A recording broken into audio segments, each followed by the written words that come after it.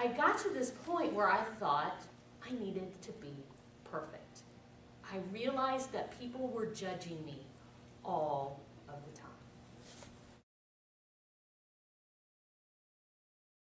So I said to myself, I'm going to give up this perfectionism kind of thing, and I'm just going to relax a little bit. Well, I gave up that perfectionism, but I didn't do it perfectly.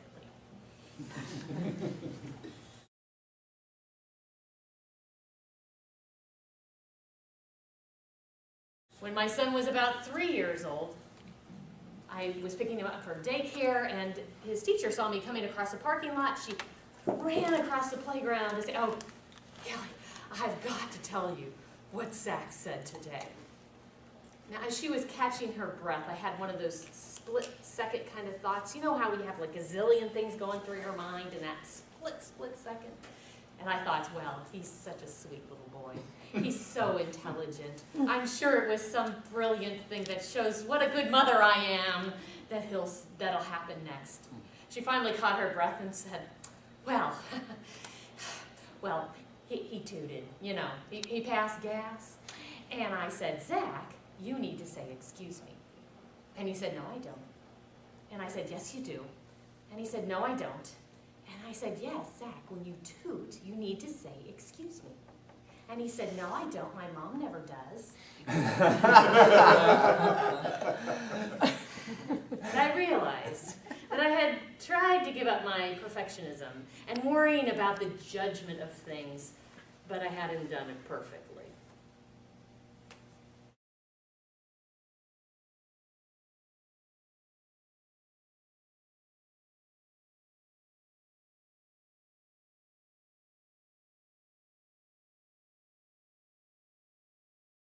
As presenters, when we tell a story where we don't look so good, audiences love it. They become closer to you. They see you as human, and they want to know that you're a real-life human being standing in front of them. And I would tell my clients, you need to tell that story. That's a great story. It'll connect you with your audience. But I couldn't take my own advice.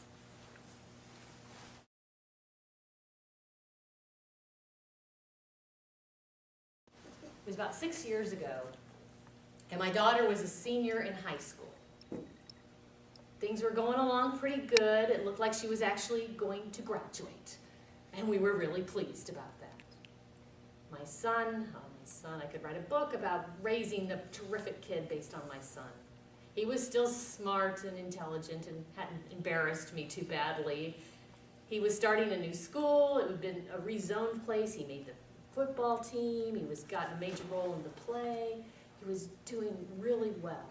My husband had started a new job, and he's really loving his new office. And I had been asked to step up and take some new responsibilities on at work. You could have said that things were going along almost perfectly. And my daughter, well, my company had decided that we needed to move home, that we were going to close down the offices and people were going to work out of their houses. And I hadn't set up my office completely, so that particular day I was working at home.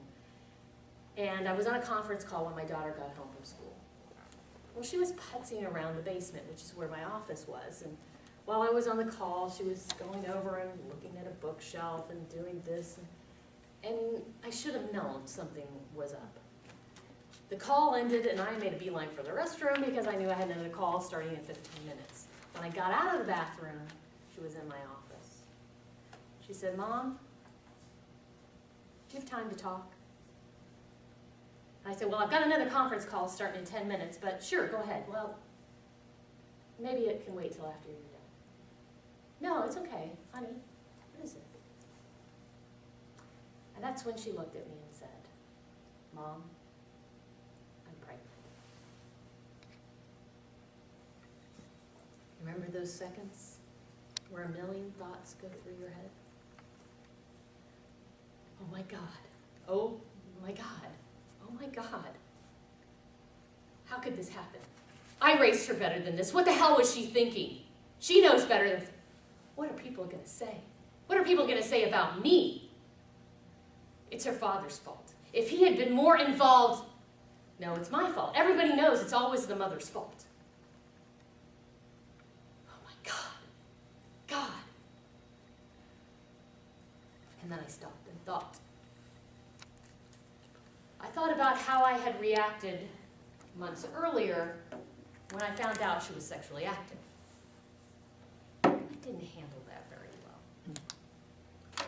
I literally threw myself down on the floor and started shrieking. It was not a healthy way to try to maintain a good relationship with your teenage daughter. Later, I found out my daughter was afraid that we would throw her out of the house. But in that moment, while all these thoughts are running through my head, it became crystal clear to me that I wanted to stay connected to my daughter. I wanted to have a relationship. Whatever else happened, I wanted to stay connected. And I realized in that moment that the next thing I said was going to be really important.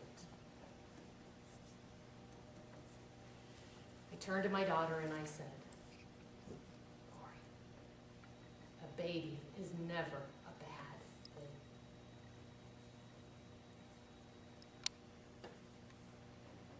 A lot went on the next few days and weeks, as you can imagine. My husband and I decided that we were going to tell our friends and family the truth. You can't hide a pregnancy for too long.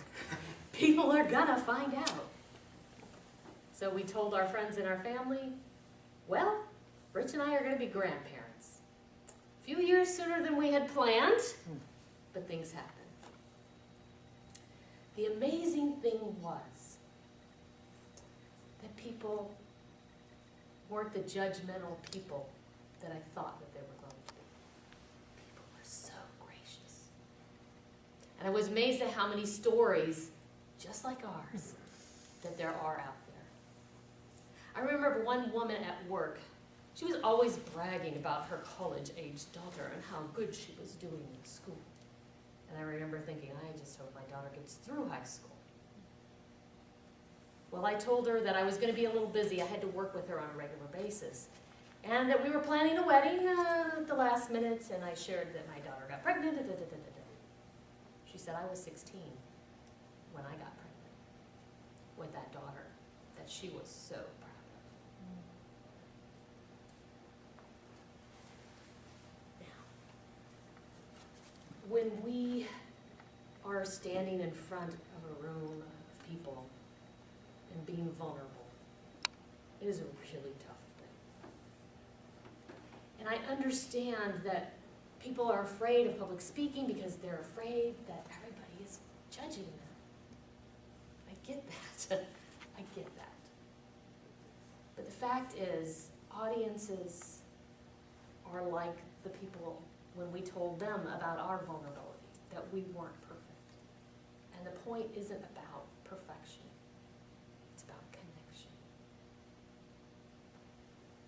Connection with my daughter, the connection with an audience. You don't have to be up here and you don't have to be perfect. If you're yourself, if you're sincere, that matters to the audience. If you're vulnerable with the audience, if you show them that you care, that matters. You can give up perfectionism. Maybe you don't give it up perfectly. But remember, when it comes to your presentation, it's not about perfection.